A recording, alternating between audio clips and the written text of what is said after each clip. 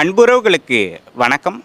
இந்த காணொலியில் நம்ம என்ன வீடியோ பார்க்க போகிறோம் அப்படின்னா, பாஜக மாநில வாரியாக கடந்த முறை பெற்ற எண்ணிக்கையிலான தொகுதிகளை விட எவ்வளவு தொகுதிகள் இழக்கக்கூடும் அப்படின்றது தான் பார்க்க போகிறோம்.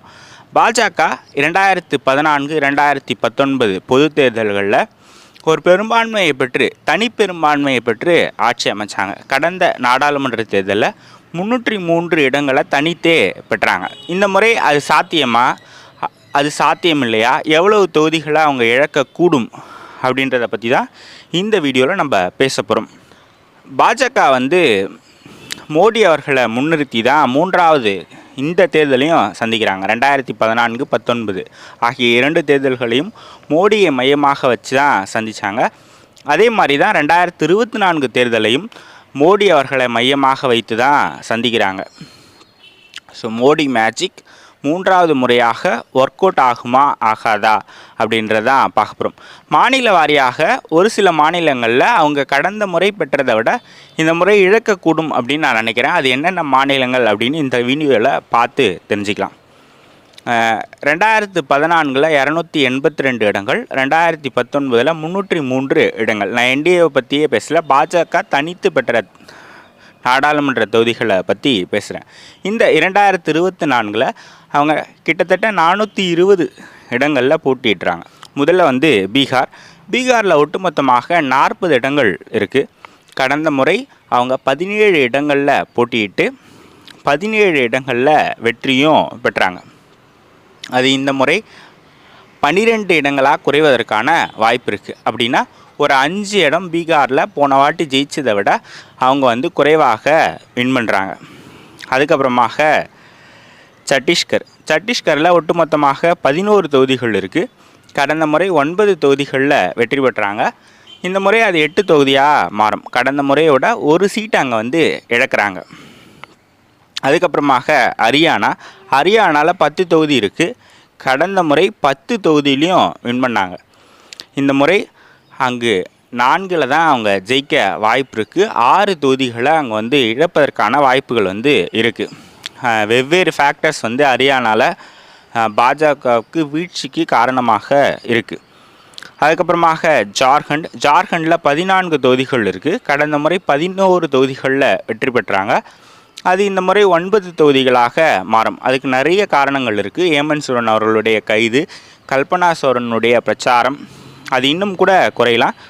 நான் ஒரு 2 சீட்டை ஜார்க்கண்டில் இழப்பாங்க அப்படின்னு நான் நினைக்கிறேன். அது நிறைய வேரியஸ் ஃபேக்டர்ஸ் காரணமாக இருக்குது.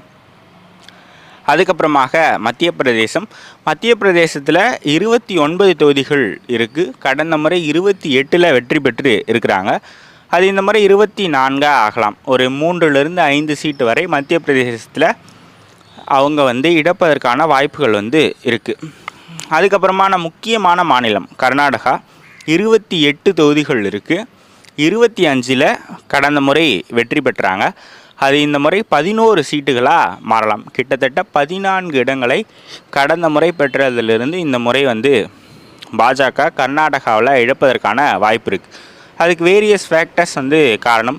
கர்நாடகாவில் காங்கிரஸ் ஆளுங்கட்சியாக மாறி இருக்கிறாங்க. கர்நாடகாவில் 2 கட்டமாக போலிங் நடந்தது. அதில் 2வது கட்டத்திற்கு முன்னாடி ரேவண்ணனுடைய செக்ஸ் ஸ்கேண்டல் வீடியோஸ் ரிலீஸ் ஆச்சு. அது ஒரு ஃபேக்டராக இருக்கலாம். காங்கிரஸினுடைய ஆட்சிக்கு வந்திருக்கிறாங்க. ஒரு டஃப் ஃபைட்டை அங்கே காங்கிரஸ் கொடுக்குறாங்க. கடந்த முறை சவுத்தில் அதிக இடங்களை கர்நாடகா ஒரு ஸ்வீப் பண்ண ஸ்டேட் கர்நாடகா தான். இப்போ அங்கேயும் பாஜக நிறைய இடங்களை இழக்குது. கர்நாடகாவில் 14 இடங்களை இழப்பதற்கான வாய்ப்புகள் இருக்குது. அதுக்கப்புறமாக மகாராஷ்டிராவில் 48 இடம். கடந்த முறை 23 இடங்களில் அவங்க வெற்றி பெற்று இருக்கிறாங்க. அது இந்த வாட்டி 15 குறையலாம். கிட்டத்தட்ட 8 இடங்களை மகாராஷ்டிராவில் பாஜக இழப்பதற்கான வாய்ப்புகள் இருக்குது. அதுக்கு நிறைய ஃபேக்டர்ஸ் இருக்குது. உத்தவ் தாக்கரே அவருடைய கட்சி உடைக்கப்பட்டிருக்கு. அவர் மீது மக்களுக்கு இருக்கக்கூடிய அனுதாபம். சரத்பவார் அவர் மீது மக்களுக்கு இருக்கக்கூடிய அனுதாபம். அவருடைய கட்சி உடைக்கப்பட்டிருக்கு. காங்கிரஸ், சரத்பவார், அதுக்கப்புறமாக உத்தவ் தாக்கரே கூட்டணி. ஸோ இந்த ஃபேக்டர்ஸ்லாம் அங்கே ஒர்க் ஆகுது. அதுக்கப்புறமாக ராஜஸ்தானில் 25 சீட் இருக்குது. கடந்த முறை 24ல் வெற்றி பெற்றிருக்காங்க. அது இந்த முறை 16ஆக குறையலாம். கிட்டத்தட்ட 8 இடங்கள் பாஜக அங்கு இழப்பதற்கான வாய்ப்புகள் வந்து இருக்குது. உத்தரப்பிரதேசத்தில் 80 தொகுதிகள் இருக்குது. கடந்த முறை 62ல் வெற்றி பெற்று இருக்கிறாங்க. இந்த முறை அது 52ஆக மாறலாம். கடந்த முறை வெற்றி பெற்றதை விட ஒரு 10 தொகுதிகள் பாஜக உத்தரப்பிரதேசத்தில் இழப்பதற்கான வாய்ப்புகள் இருக்குது. அதுக்கு காரணம் வந்து அகிலேஷ் யாதவ் காங்கிரஸ் கூட்டணி நல்லா ஜெல்லாகி ஒர்க் பண்ணுறாங்க. 2 கட்சியில் இருக்கக்கூடிய முக்கியமான தலைவர்கள் நிறைய தொகுதிகளில் போட்டியிடுறாங்க. ஸோ அதுவும் ஒரு காரணமாக இருக்கலாம். அதுக்கப்புறமாக வெஸ்ட் பெங்காலில் 42 சீட் இருக்குது. கடந்த முறை 18 இடங்களில் வெற்றி பெற்றாங்க. இந்த முறை அது 11 இடங்களாக மாறலாம். 7 இடங்கள் வரை வெஸ்ட் பெங்காலில் பாஜக இழப்பதற்கான வாய்ப்புகள் வந்து இருக்குது. அதுக்கப்புறமாக டெல்லியில் 7 சீட் இருக்குது. கடந்த முறை ஸ்வீப் பண்ணாங்க டெல்லியை. இந்த முறை அங்கே வந்து ஒரு 4 சீட் வரைக்கும் ஜெயிப்பதற்கான வாய்ப்புகள் இருக்குது அப்படின்னு தான் சொல்கிறாங்க. காரணம் வந்து ஆம் ஆத்மி கட்சியும் காங்கிரஸ் கட்சியும் கூட்டணி வச்சுருக்கிறாங்க. அரவிந்த் கெஜ்ரிவால் அவர்களுடைய கைது, அதுக்கப்புறமாக வந்து அரவிந்த் கெஜ்ரிவால் மனைவியினுடைய பிரச்சாரம், அதன் பிறகு அரவிந்த் கெஜ்ரிவாலுக்கு ஜாமீன் தரப்பட்டது உள்ளிட்ட பல்வேறு விஷயங்கள் அங்கே இந்தியா கூட்டணிக்கு ஒரு சாதகமான நிலை வரும், ஒரு டஃப் ஃபைட்டை இந்தியா கூட்டணி கொடுப்பாங்க அப்படின்னு சொல்கிறாங்க. ஸோ டெல்லியில் ஒரு 3 சீட்டு வரை இழக்கலாம். இதை தாண்டி நிறைய யூனியன் பிரதேசங்கள் இருக்குது. அந்த யூனியன் பிரதேசங்களில் கடந்த முறை வெற்றி பெற்றதை விட அவங்க வந்து ஜெயிப்பதற்கான சூழ்நிலை இல்லை. அதே போல் வடகிழக்கு மாநிலங்களில் ஒரு சில இடங்களை அவங்க இழக்கலாம். ஜம்மு அண்ட் காஷ்மீர், லடாக் இந்த பகுதிகளில் ஒரு சில இடங்களை அவங்க வந்து இழக்கலாம். ஹிமாச்சல பிரதேசத்தில் போன வாட்டி ஸ்வீப் பண்ணாங்க, அங்கே ஒரு சில இடங்கள் அவங்க வந்து இழப்பாங்க. இந்த மாதிரி வந்து நம்ம வந்து சொல்லிக்கிட்டே போகலாம். ஏன் பாஜக 2 முறை பெற்ற வெற்றியை இந்த முறை பெறுவதற்கான வாய்ப்பு இல்லை அப்படின்னு எல்லோரும் சொல்கிறாங்க அப்படின்னா, 10 வருட கால ஆட்சி, எனி கவர்மெண்ட் மக்களுக்கு நல்லாட்சியே கொடுத்த அரசாங்கமாக இருந்தாலும் சரி, 10 ஆண்டுகள் ஆண்டுட்டு 3வது முறையாக தேர்தலை சந்திக்கிறாங்க அப்படின்னா ஆன்டி இன்கம்பன்சி அப்படின்றது ஒரு ஃபேக்டராக இருக்கும், கண்டிப்பாக இருக்கும். அது இல்லாமல் வேலைவாய்ப்பின்மை ஒரு முக்கிய பிரச்சனையாக இருக்குது.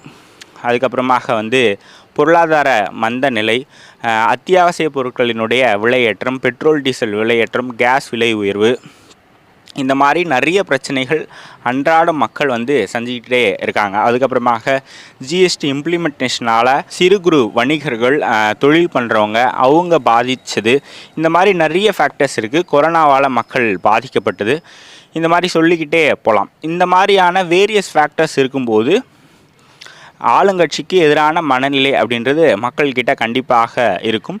அது வந்து தேர்தல்லையும் எதிரொலிக்கும். ஒருவேளை கடந்த முறை மாதிரி எதிர்கட்சிகள் ஒரு அணியில் இல்லாமல் இருந்திருந்தால் கூட அது பாஜகவுக்கு சாதகமான சூழ்நிலையாக இருக்கும். ஆனாலும் கூட எதிர்கட்சிகள் ஒரு அணியில் இருக்கிறாங்க. டெல்லியில், மகாராஷ்டிராவில், பீகாரில், உத்தரப்பிரதேசத்தில், இந்த மாதிரியான மாநிலங்களில் எதிரணிகள் ஓரணியில் இருக்கிறாங்க.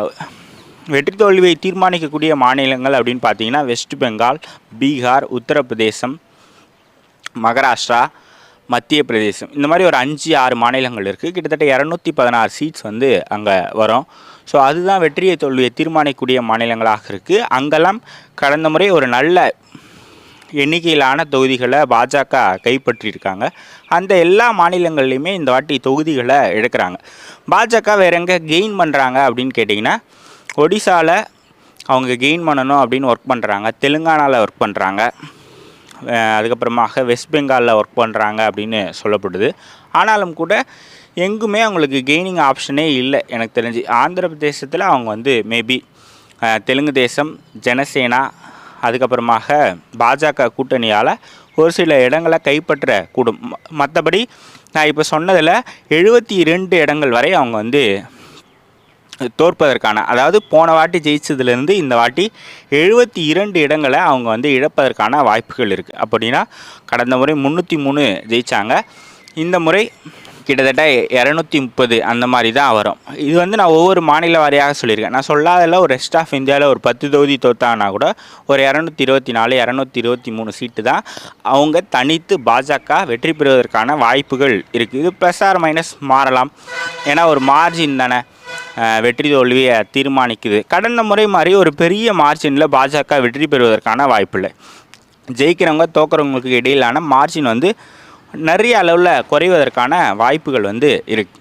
ஏன்னா ஸ்ப்ளிட்டிங் ஓட் கிடையாது. பாஜகவுக்கு எதிராக நிறைய இடங்களில் ஒரு வேட்பாளர் தான் நிற்கிறார் அப்படின்னும் போது மார்ஜின் ரொம்ப குறைவதற்கான வாய்ப்பு இருக்குது. கடந்த முறை வெற்றி பெற்றதை விட ஒரு 70லிருந்து 80 இடங்கள் இந்த வாட்டி பாஜக எடுக்கிறாங்க. அதுதான் என்னுடைய அசஸ்மெண்ட்டாக இதில் இருக்குது. ஸோ நீங்கள் இதை பற்றி என்ன நினைக்கிறீங்க அப்படின்றத கமெண்ட் செக்ஷனில் சொல்லிட்டு போங்க. இன்னொரு வீடியோவில் சந்திக்கலாம். நன்றி, வணக்கம்.